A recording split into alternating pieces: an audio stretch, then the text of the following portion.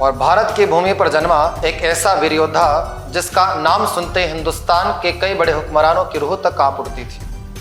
एक ऐसा नाम जिसके नाम को सुनते ही दिल्ली सल्तनत के मुगल बादशाहों के सिंहासन तक डोल जाया करते थे, जिनका भगवा ध्वज अटक से कटक की भूमि पर लहराया करता था, जिन्होंने भारत की पूर्व से पश्चिम दिशा तक भगवा स्थापित करने का प्रण ले लिया था, स्वराज जिसका सपना बन चुका था, मुगल बादशाहों को भारत से निकालने का जिनका ख्वाब था, और उसी परम प्रतापी छत्रपति शिवाजी महाराज के इतिहास को आज की वीडियो में हम पढ़ने जा रहे हैं। ये कहानी शुरू होती है 17वीं शताब्दी में, जिस समय दिल्ली सल्तनत में मुगल बादशाह शाहजहां का शासन था। उस समय दक्षिण में कुतुब शाह और आदिल शाह का शासन हुआ करता था, और उसी आदिल शाह के साम्राज्य का नाम था अहमदनगर और बीजापुर। और बीजापुर की जागीर शिवाजी महाराज के पिताजी शाहजी भोंसले के पास हुआ करती थी। पुणे जिनका मूल केंद्र रहा है, अहमदनगर के निकट बीजापुर जिनकी जागीर हुआ करती थी। मुगल बादशाहों को हिंदुस्तान की सत्ता से निकाल फेंकने का प्रण आज छत्रपति शिवाजी महाराज ले चुके थे। अल्प आयु में ही भारत को मुगल बादशाहों से स्वतंत्र कराने की जो प्रण लिए थे छत्रपति शिवाजी ने, उसका आरंभ हालांकि उन्होंने 1643 में किया था। वर्ष 1641 में शिवाजी महाराज का विवाह हुआ सईबाई के साथ, जिनके पुत्र हुए शंभुराजे संभाजी महाराज। 1683 में सबसे पहला अभियान अगर शिवाजी महाराज का रहा तो सिंहगढ़ महाराष्ट्र में रहा है, और इस अभियान में विजय प्राप्त करने के बाद अगला सबसे बड़ा मूल अभियान उनका रहा वर्ष 1646 का, जब उनका अगला अटैक हुआ था पुरंदर के किले पर और बीजापुर के सबसे बड़े दुर्ग तोरणा दुर्ग पर। तोरणा का किला, पुरंदर का किला 1646 में इन्होंने अपने साथियों के संग मिलकर के जीत लिया, और इस जीत के बाद इन्हें भारी मात्रा में रसद और खजाना यहाँ से प्राप्त हुआ। उस बेशुमार दौलत को शिवाजी महाराज ने लूटा। इस दौलत के बलबूते उन्होंने अपनी एक विशालतम सेना गठित कर डाली, जो हिंदू राष्ट्र के लिए काफी थी।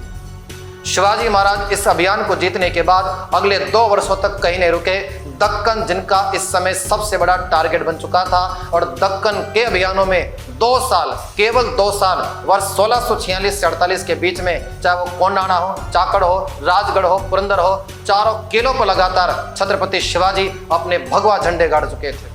वर्ष 1646 की जीत के बाद चारों दिशाओं में केवल शिवाजी महाराज का नाम लहराता था, और आदिल शाह इस समय जो दक्कन बीजापुर का शासक हुआ करता था, उसके दिल और दिमाग में काफी बड़ा खौफ था कि कहीं शिवा हमारे साम्राज्य को हमसे छीन ना ले, कहीं वो दिल्ली सल्तनत के मुगल साम्राज्य को भी बर्बाद ना कर दे। इसलिए दक्कन के राजा भी आज शिवाजी के खिलाफ खड़े हो चुके थे, और इधर छत्रपति शिवाजी लगातार इन विजय प्राप्त करने के पश्चात वर्ष 1657 का इस समय था, और 57 के समय में रुके हुए थे प्रतापगढ़ में। शिवाजी महाराज इन चारों किलों को जीतने के बाद प्रतापगढ़ की तरफ अपने मुट्ठी भर मराठे सैनिकों के साथ कूच कर चुके हैं, और वो प्रतापगढ़ नामक स्थान पर जब रुके हुए थे तो आदिल शाह की तरफ से एक अफजल खान को भेजा गया कि शिवाजी के साथ संधि कर ली जाए। अगर ये संधि हो जाए तो शायद दक्कन सुरक्षित रहेगा। महज आदिल शाह ने अफजल खान को भेजा कि शिवाजी के साथ संधि कर ली जाए, लेकिन अफजल खान धोखेबाज निकला। अफजल खान ने शिवाजी के पास बैठक के लिए पत्र जारी किया, और प्रतापगढ़ नामक स्थान पर दोनों के बीच वार्तालाप के लिए एक बैठक आयोजित हुई। जैसा कि अफजल खान ने छत्रपति शिवाजी महाराज को गले लगाने के लिए आगे बढ़ाया, जैसे गले लगाने के लिए अफजल खान ने शिवाजी को बुलाया, शिवाजी गले क्या लगे, धोखेबाज ने धोखा कर दिया और छत्रपति शिवाजी महाराज की पीठ में छुरा घोंप दिया।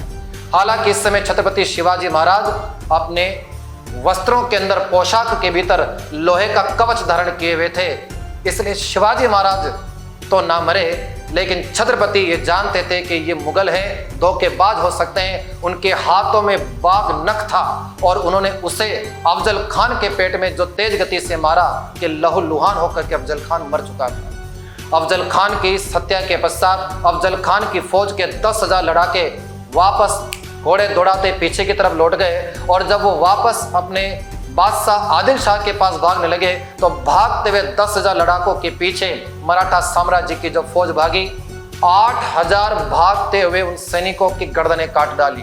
गोदावरी नदी को आदिल शाह की 8,000 लाशों के ढेर से 2 भागों में बांट डाला।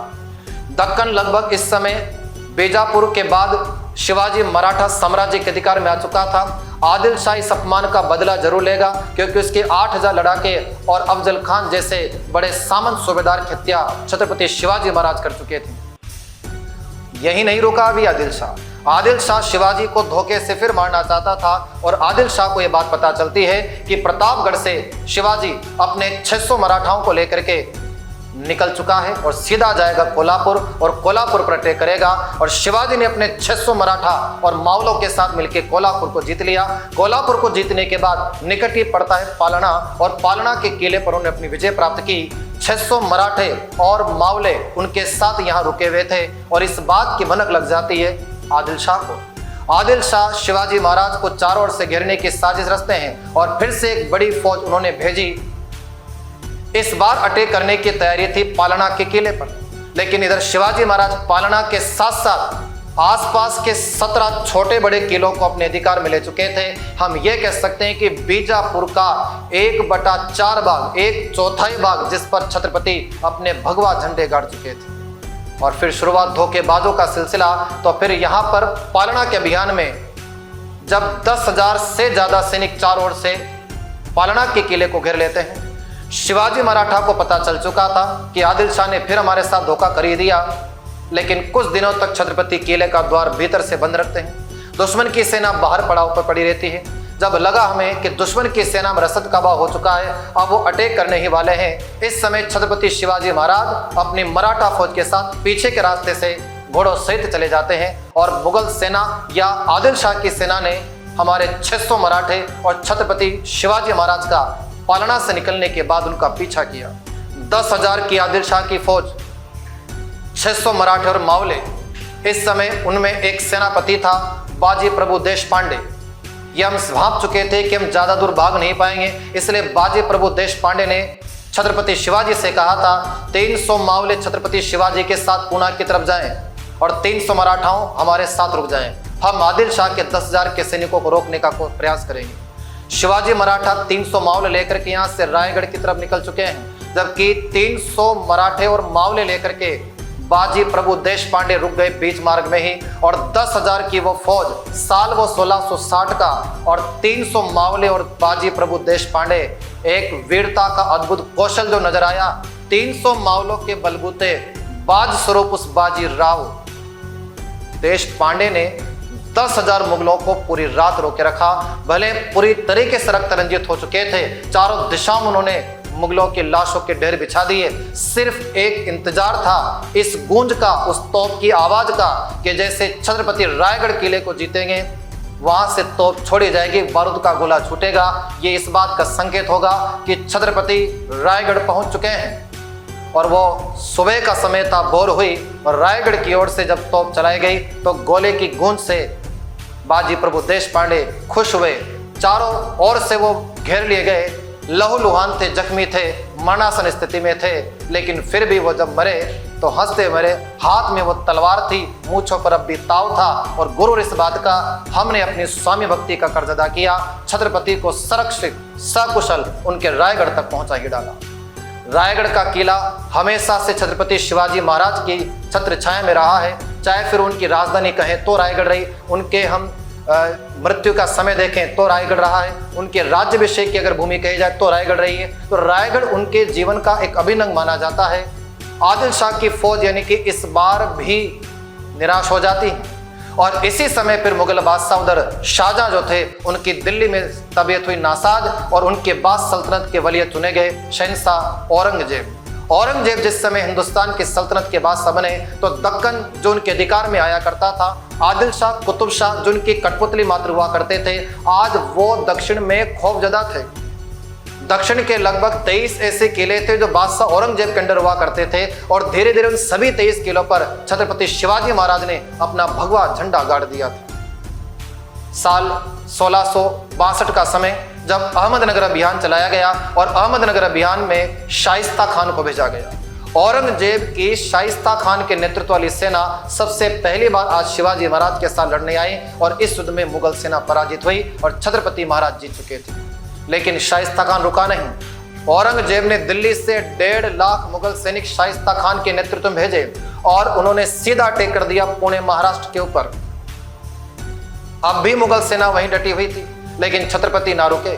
छत्रपति शिवाजी महाराज का फिर से अटैक हुआ साल 1663 में और 300-400 मराठे और मावलों के बलबूते शिवाजी महाराज फिर निकल चुके उन्हें महाराष्ट्र को जीतने के लिए। शाइस्ता खान जब छत्रपति शिवाजी मराठा को आता हुआ देखता है तो एक तर्रार तेज गति से घोड़ा दौड़ाता हुआ हिंदू ध्वज लेकर के जब आगे बढ़ा तो शाइस्ता खान अपने महल से कूद करके भाग छूटा, लेकिन भागते समय शिवाजी मराठा की जो तलवार का एक प्रहार हुआ, हाथ की उंगलियां कट गई, लेकिन शाइस्ता खान रुका नहीं, फिर भी भाग गया। इस केस में, इस अभियान में, इस घटना में शाइस्ता खान का शहजादा मारा जाता है और पुणे पर छत्रपति शिवाजी कर लेते अधिकार।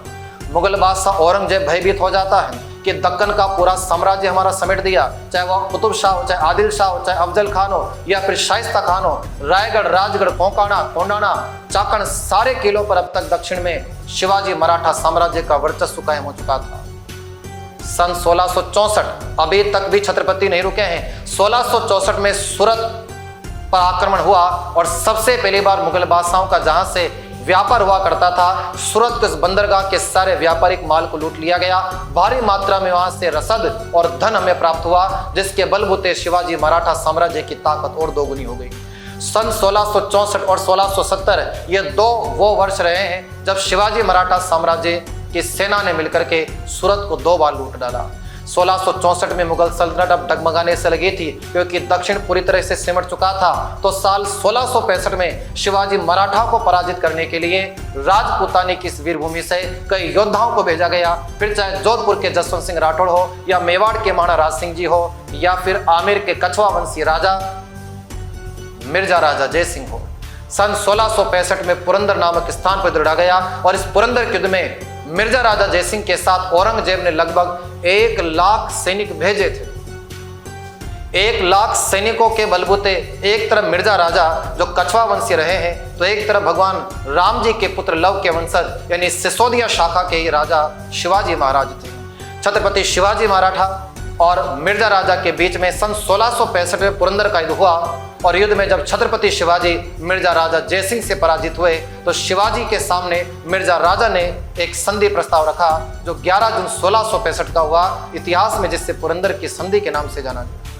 शिवाजी महाराज के पास इस समय टोटल 35 दुर्ग हुआ करते थे और मिर्जा राजा जयसिंह की कुछ शर्तें शिवाजी महाराज के सामने रखी गई कि छत्रपति 35 किलो की जागीर आपके पास इस समय है और 16 लाख हुण आप वहां से आमद के रूप में प्राप्त करते हैं। उनमें से 12 लाख की आमदनी वाले 23 किले आप मुगल बादशाह को वापस देंगे। छत्रपति शिवाजी इस बात को स्वीकार कर लेते हैं। मिर्जा की तरफ से एक और प्रस्ताव रखा गया था संधि की शर्तों में कि आपको मुगल बादशाह की अधीनता स्वीकार करनी होगी। इस शर्त को भी शिवाजी स्वीकार कर लेते हैं। आपके कुंवर संभाजी महाराज को 5000 का मुगल मनसबदार घोषित करवा देंगे। यह शर्त भी शिवाजी मराठा के द्वारा स्वीकार की गई। इन तमाम शर्तों को शिवाजी ने स्वीकार कर लिया और मिर्जा राजा जयसिंह ने जैसा कि कहा है कि सभी शर्तें आपने मान तो ली है, लेकिन दस्तावेजों पर हस्ताक्षर करने के लिए आपको आगरा जाना होगा। आगरा में बैठे उधर औरंगजेब और यहाँ से शिवाजी अपने पुत्र के साथ जब पहुंच चुके थे आगरा तो वहां पर भी उनके साथ धोखा किया। शिवाजी की जैसे कि सामने शर्त रखी गई थी, हम मुगल अधीनता स्वीकार कर लेंगे लेकिन दरबार मुगल में पेश नहीं होंगे। संभाजी महाराज उनके कुंवर थे, उन्हें 5000 का मनसबदार घोषित कर दिया और मनसबदारों की संख्या जब यहाँ 5 जारी रखी गई हमारे पास, तो संभाजी इस समय मुगल बादशाह सिंहासन के तीसरी पंक्ति में बैठा करते थे।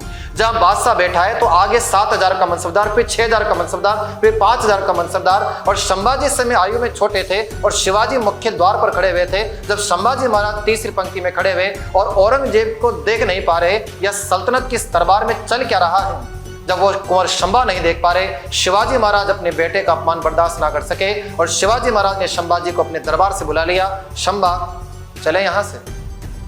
इस बात से औरंगजेब नाखुश हुआ है क्योंकि उसने कहा यह दरबार की तौहीन है, हमारे दरबार से हमारा मनसबदार चला जाए वो भी हमारी सभा को छोड़कर। औरंगजेब ने फिर धोखा किया और मिर्जा राजा जयसिंह के बेटे राम सिंह की निगरानी में शिवाजी महाराज को जयपुरी महल में ठहराया गया, जिसे कारागार में बदल दिया गया। पर ऐसी कोई जेल न बनी जिसे शिवाजी मराठा और शंभू राजे संभाजी महाराज तोड़ ना सके। दोनों इस कैद से भागने में सफल हुए। औरंगजेब की अधीनता स्वीकार होने के बावजूद भी, कुंवर संभाजी महाराज 5000 के मनसबदार होने के बावजूद भी, औरंगजेब की कैद में होने के बावजूद भी हम वहां से भागने में सफल थे। ये थे छत्रपति शिवाजी महाराज जिसे औरंगजेब अपने घर में कैद ना कर सका। शिवाजी अब भी ना डटे और वहां से निकल गए और दक्षिण के फिर अभियानों पर लग चुके। 23 किलो की चाबियां देने की बात थी। मुगल जब तक वहां पड़ाव डालते उससे पहले शिवाजी महाराज अपनी मराठा फौज के साथ आए और वापस से 23 किलो को मुगलों से छीनकर उन पर भगवा झंडा गाड़ देते। औरंगजेब की नजर में इस समय सबसे बड़ा अगर कोई नासुर था भारत की भूमि पर तो वो शिवाजी महाराज थे। सन 1670 तक का एक अभियान इस प्रकार अहमदनगर का चला था, जिस समय शिवाजी अपने भगवा ध्वज गाड़ते चले गए। औरंगजेब लाख जतन कर लिया लेकिन कभी शिवाजी से नहीं जीत सका। अप्रैल 1674 का वह समय जब पूरे विधान के साथ राज्याभिषेक रायगढ़ के किले में आज छत्रपति शिवाजी महाराज का हुआ और 1674 में अप्रैल के माह में उनका राज तिलक हुआ। लेकिन राज तिलक के 12 दिन के बाद ही मां जीजाबाई का स्वर्गवास हो चुका था।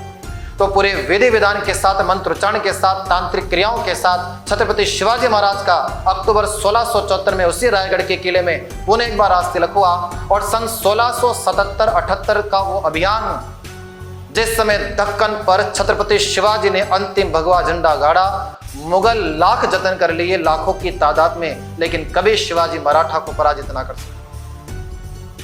जून 1680 का वो दिन जब महाराज छत्रपति शिवाजी की तबीयत नासाज हुई।